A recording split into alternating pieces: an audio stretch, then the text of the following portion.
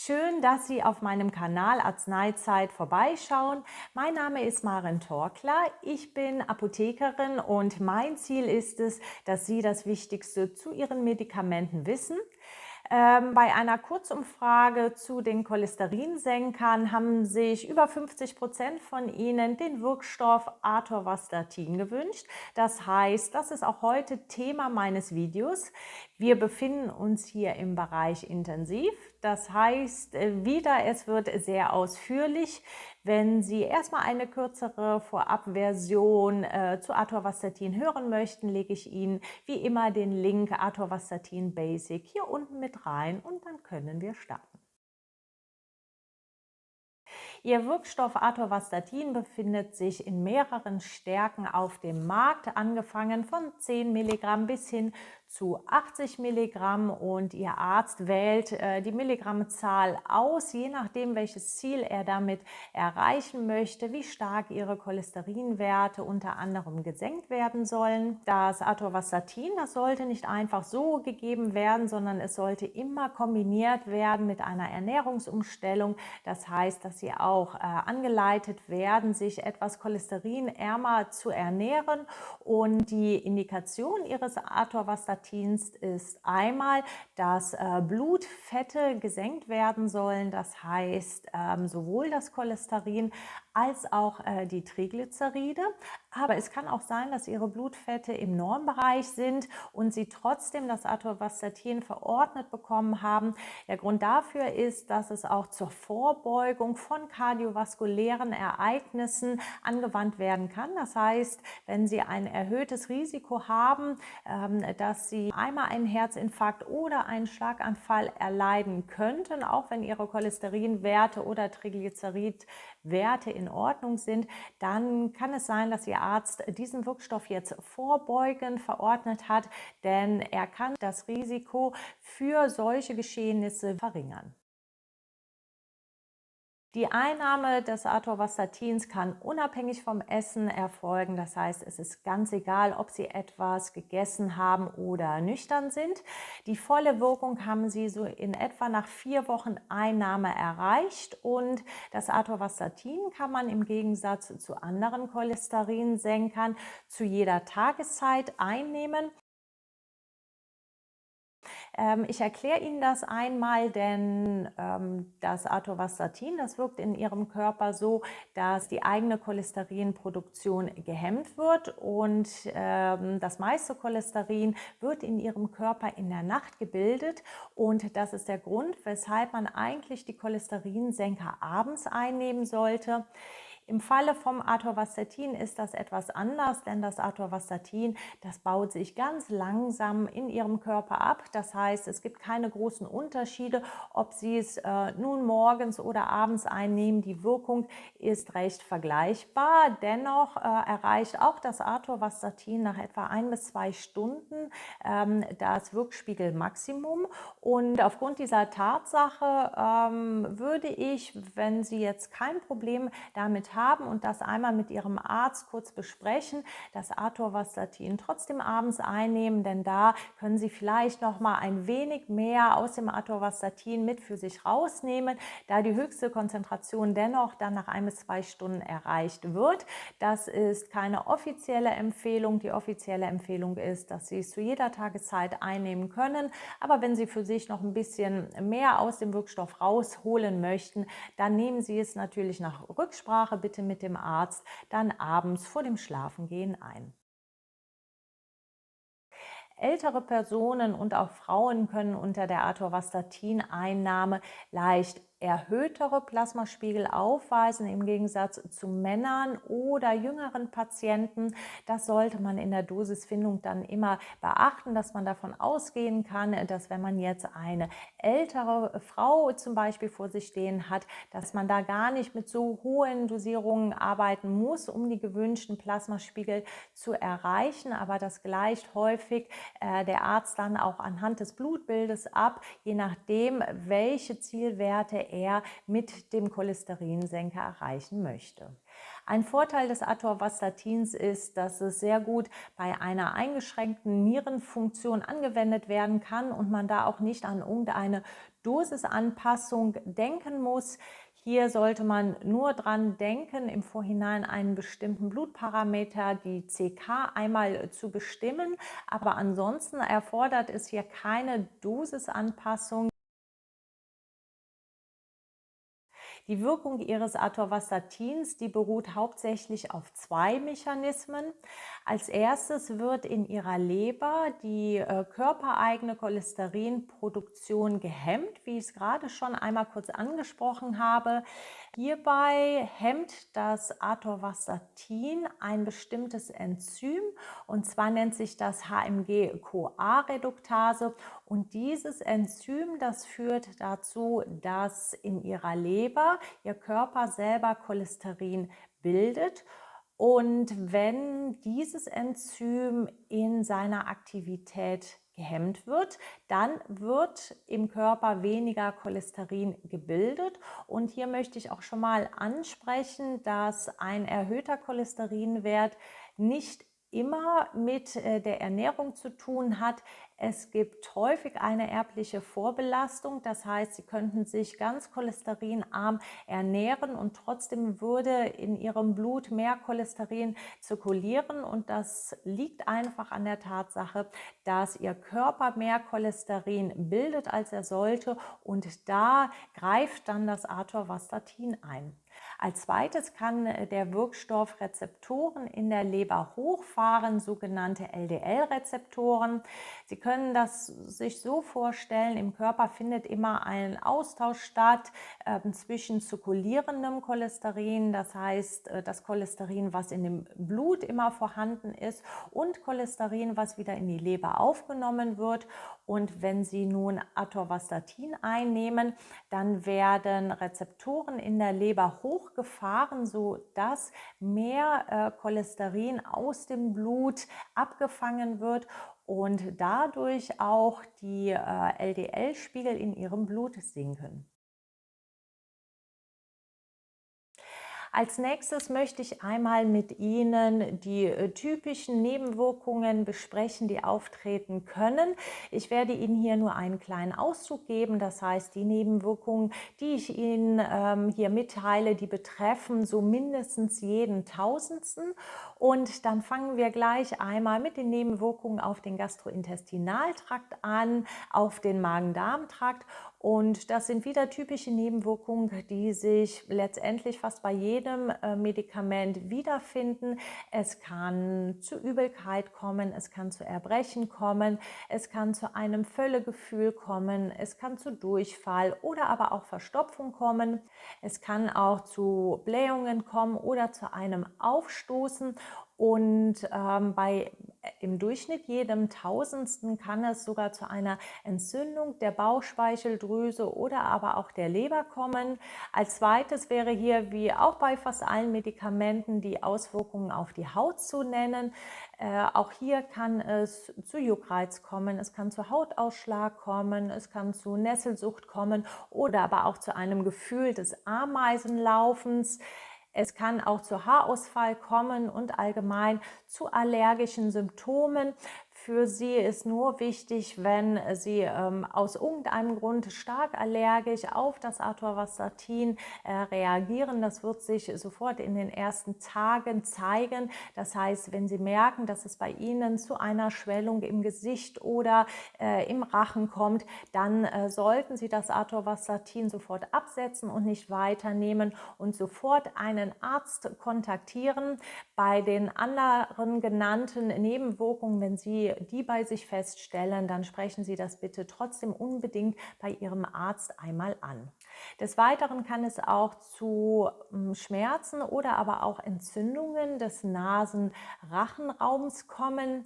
Auch von Nasenbluten ist berichtet worden, auch von verschwommenem Sehen oder aber auch von Tinnitus. Das Atorvastatin kann auch zur Folge haben, dass es Schmerzen in den Muskeln gibt oder aber auch Krämpfe. Darauf werde ich gleich auch noch mal ganz genau eingehen, weil das ja eine Nebenwirkung ist, die Ihnen wahrscheinlich schon als Laie bekannt sein könnte. Es kann auch zu Schmerzen in Gelenken kommen oder in den Extremitäten oder im Brustkorb, im Nacken oder aber auch im Kopf. Es kann auch zu Benommenheit kommen, es kann zu Schwäche kommen, zu Fiebererschöpfung, Wassereinlagerungen und Störungen des Geschmacksempfindens. Es kann auch zu einem Blutzuckeranstieg kommen, der stark mit der Dosis des Atorvastatins korreliert.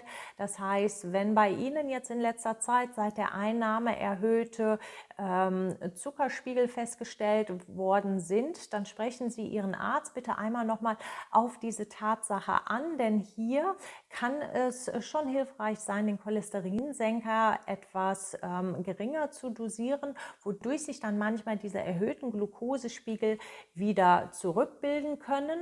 Und eine weitere Nebenwirkung des Atorvastatins kann sein, dass Ihre Leberwerte sich plötzlich erhöhen. Weil diese Nebenwirkung häufig nicht so gesehen wird, habe ich dazu bereits ein Video gedreht. Ich blende es Ihnen hier oben einmal ein. Da erkläre ich Ihnen dazu nochmal genaueres. Für Sie ist wichtig, dass das Atorvastatin die Leberwerte in Ihrem Körper erhöhen kann. Und da gibt es so eine Marke, und zwar wird empfohlen, dass das Atorvastatin erst abgesetzt werden sollte, wenn die Leberwerte sich über das Dreifache des obersten Normwertes erhöhen. Das heißt, wenn Ihre Leberwerte noch innerhalb diesem Bereich liegen, innerhalb des Dreifachen des Normwertes, dann kann das Atorvastatin weitergegeben werden. Wenn die Werte darüber hinaussteigen, dann sollte das Atorvastatin keine Anwendung finden, oder aber man kann es nochmal mit einer Dosisreduktion versuchen und dabei dann die Leberwerte nochmal neu bestimmen. Der einzige Vorteil daran ist, dass diese Erhöhung der Leberwerte zum Glück reversibel ist. Das heißt, wenn Sie gemeinsam mit dem Arzt das Atorvastatin wieder runtersetzen oder absetzen, dass sich dann die Leberwerte auch wieder normalisieren. Dieser mögliche Einfluss auf die Leberwerte ist auch der Grund, weshalb das Atorvastatin nur unter Vorsicht gegeben werden sollte, wenn Sie jetzt einen erhöhten Alkoholkonsum haben oder aber auch eine Lebererkrankung in der Vorgeschichte hatten.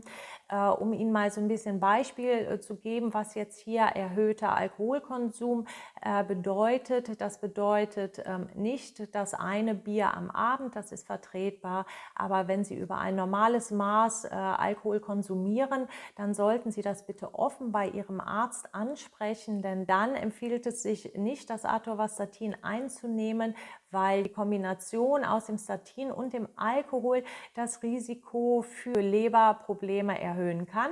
Und wenn Sie nun gerade an einer aktiven Lebererkrankung leiden, dann ist das Atorvastatin kontraindiziert und dann sollte es keine Anwendung finden. Als nächstes möchte ich einmal ausführlich auf das Thema Muskelschmerzen oder Muskelkrämpfe eingehen. Davon haben Sie wahrscheinlich schon gehört, dass sowas unter der Statineinnahme auftreten kann. Und das ist auch der Fall. Aber hier möchte ich Ihnen schon mal von Studien berichten, die gezeigt haben, dass es unter der Statineinnahme zu einem sogenannten Nocebo-Effekt kommt. Das heißt, da die meisten Menschen davon wissen, dass es unter Statinen zu Muskelschmerzen kommen kann, entwickeln diese auch unter Placebo diese Muskelschmerzen. Und da hat man in etwa gesehen, dass Patienten, die in einer Studie Placebo kontrolliert, randomisiert und doppelblind einmal ein Statin einnehmen und einmal Placebo, dass der Bericht über Muskelschmerzen in beiden Gruppen etwa gleich war. Damit möchte ich Ihnen nur einmal zeigen, dass natürlich der Kopf auch sehr viel machen kann, diese Muskelschmerzen herbeizuführen. Nichtsdestotrotz können unter Atorvastatin Muskelschmerzen und auch Krämpfe auftreten, und das sollte man auch nicht unter den Teppich kehren, denn hier gibt es so ein paar Dinge zu beachten. Da das Atorvastatin Auswirkungen auf die Muskeln haben kann, sollten bestimmte Personengruppen, bevor das Atorvastatin Anwendung findet, erstmal einer Blutkontrolle unterzogen werden. Diese Personengruppen, die blende ich Ihnen hier einmal ein. denn bei denen sollte vor der Therapie die sogenannte CK, die Kreatinkinase, überprüft werden.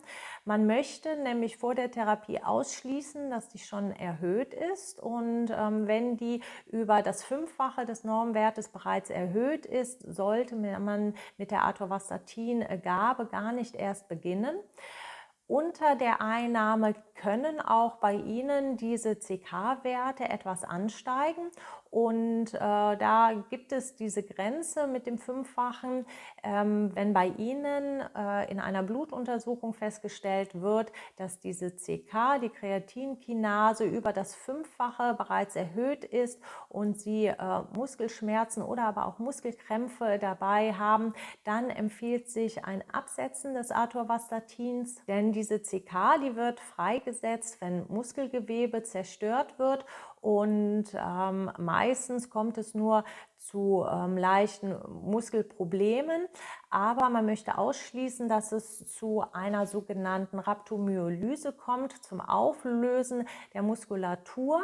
Das hört sich jetzt im ersten Moment erstmal sehr dramatisch an. Das tritt recht selten auf. Ich gebe Ihnen dazu gleich einmal ein paar Zahlen, aber das ist auch der Grund, weshalb das Atorvastatin auch nicht angewandt werden sollte, wenn die CK über das Zehnfache angestiegen ist und dabei keine Muskelschmerzen oder Muskelkrämpfe vorhanden sind.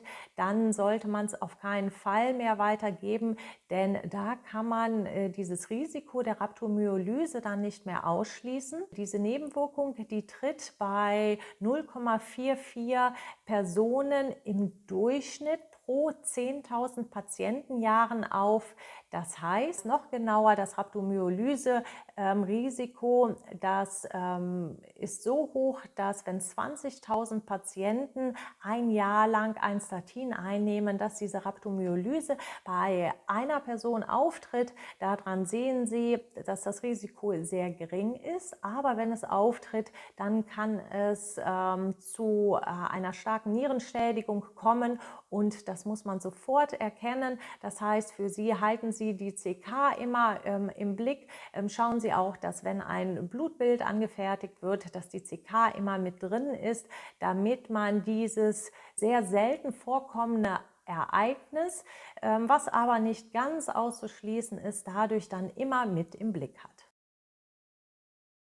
Noch ein Tipp zuletzt: Vor der Blutuntersuchung sollten Sie keine starke körperliche Arbeit vollrichtet haben, denn wenn die Muskulatur beansprucht wird, kann auch das dazu führen, dass die CK ein wenig erhöht wird. Also denken Sie daran, denn harte körperliche Arbeit kann die CK dann auch verfälschen. Jetzt wollen wir uns einmal den Wechselwirkungen Ihres Atorvastatins widmen, und auch hier gebe ich Ihnen nur einen Auszug. Ich werde jetzt nicht bis ins Detail alle Wechselwirkungen ansprechen, aber ich werde die ansprechen, von denen ich denke, dass das für Sie am relevantesten ist. Sie können sich das so vorstellen: Das Atorvastatin, das wird in Ihrem Körper, in der Leber, über ein bestimmtes Enzym abgebaut. Dieses Enzym nennt sich CYP3A4, und nun gibt es Medikamente, die dieses Enzym hemmen können. Das würde dann dazu führen, dass das Atorvastatin in Ihrem Körper stärker anflutet. Es wird nicht mehr so gut abgebaut, und für die Wirkung ist das natürlich gar nicht so schlecht, aber da kann es sein, dass das Atorvastatin dann in einen Dosisbereich kommt, in dem dann stärkere Nebenwirkungen, wie zum Beispiel die Nebenwirkungen auf die Skelettmuskulatur, auftreten können, und das möchte man natürlich vermeiden. Ich blende Ihnen hier mal einmal die Wirkstoffe ein. Für Sie sind einmal die Antibiotika wichtig. Die unterstreiche ich Ihnen einmal hier. Wenn Ihnen der Arzt solch ein Antibiotikum verordnet hat, dann sollten Sie ihn fragen, ob Sie währenddessen die Statineinnahme einmal pausieren könnten, oder aber er bestenfalls ein anderes Antibiotikum verordnet, was hier keine Wechselwirkungen eingeht. Wenn Sie eine orale Pilztherapie gerade machen, das heißt, wenn Ihnen Tabletten gegen eine Pilzinfektion verordnet worden sind, können auch die zur Hemmung dieses Enzyms führen. Auch währenddessen sollte die Statin-Einnahme bestmöglich pausiert werden. Besprechen Sie das bitte aber auch mit Ihrem Arzt. Die Wirkstoffe Verapamil und Diltiazem, die kommen auch noch recht häufig vor und hier sollte die gleichzeitige Einnahme nicht auf Dauer erfolgen. Als Alternative könnte man einen anderen Cholesterinsenker wählen, der nicht über dieses CYP3A4 abgebaut wird, wodurch die Wechselwirkung mit dem Verapamil und dem Diltiazem dann weitestgehend ausgeschlossen wird.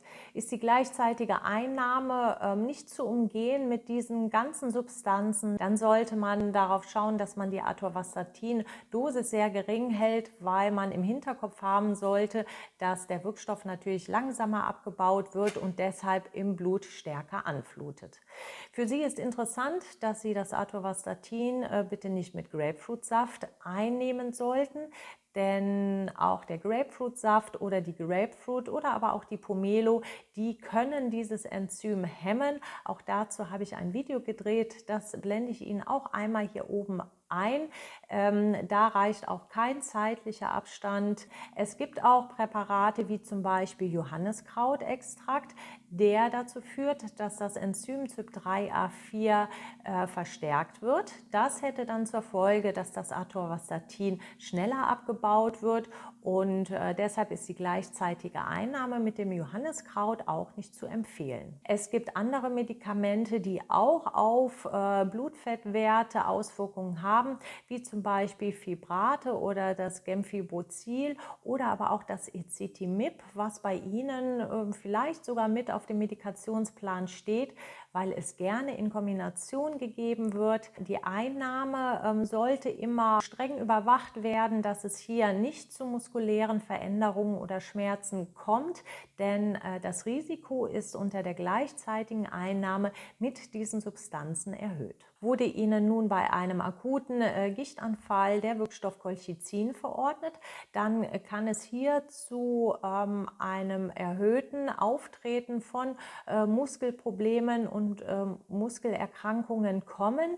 Die Einnahme können Sie trotzdem weitermachen, aber denken Sie daran, bitte da auch ganz sensibel auf muskuläre Veränderungen zu sein und auch, wenn das bei Ihnen auftritt, das sofort beim Arzt anzusprechen. Wenn Sie den Wirkstoff Digoxin einnehmen, dann kann es sein, dass unter der Einnahme mit dem Atorvastatin die Digoxinspiegel ansteigen. Und beim Digoxin handelt es sich um einen Wirkstoff, der muss sehr exakt im Blut eingestellt werden, denn der kann schnell über eine Grenze hinübergehen, wo es doch zu stärkeren Nebenwirkungen kommt, was im Falle vom Atorvastatin möglich wäre. Das heißt, hier sollte man die Dosis immer gut überwachen und bestmöglich, wenn die gleichzeitige Einnahme unumgänglich ist, die Digoxinspiegel überprüfen. Fenprocumun und Warfarin, sogenannte Blutverdünner, die können in der Wirkung etwas verändert werden. Das heißt, wenn Sie diese Wirkstoffe einnehmen und mit dem Atorvastatin beginnen, dann sollten Sie den INR-Wert immer gut überprüfen. Und als letztes wäre hier nochmal zu erwähnen, dass Fusidinsäure als Antibiotikum, was Sie innerlich einnehmen, was aber bei Ihnen im Alltag ziemlich sicher nicht vorkommen wird, dass dieses Antibiotikum innerlich nicht angewandt werden sollte, wenn Sie Atorvastatin regelmäßig einnehmen. Noch zwei Dinge zum Schluss. Frauen im gebärfähigen Alter sollten darauf achten, dass sie eine gute Verhütungsmethode verwenden, denn das Atorvastatin darf weder in Schwangerschaft noch in Stillzeit angewandt werden. Und wenn Sie Kinderwunsch haben, dann sollten Sie das unbedingt Ihrem Arzt mitteilen, denn da sollte man im Vorhinein das Atorvastatin schon austauschen. Das war es jetzt von mir. Ich freue mich sehr, dass Sie bis hierhin durchgehalten haben, weil ich weiß, dass es immer recht viel ist. Aber ich persönlich bin der Meinung, dass wenn Sie einen Wirkstoff täglich einnehmen über einen längeren Zeitraum, dass Sie darüber genau Bescheid wissen sollten. Ich hoffe, Sie konnten mit meinem Video für sich einiges mitnehmen. Wenn Ihnen gefällt, was ich mache, dann freue ich mich wie immer über einen Daumen nach oben. Ich lade Sie auch herzlich dazu ein, meinen Kanal zu abonnieren. Und ansonsten hoffe ich, dass Sie jetzt recht bald wieder gesund werden oder aber auch gesund bleiben. Und denken Sie doch immer dran, dass Glücklichsein doch die beste Medizin ist. Bis zum nächsten Mal. Tschüss.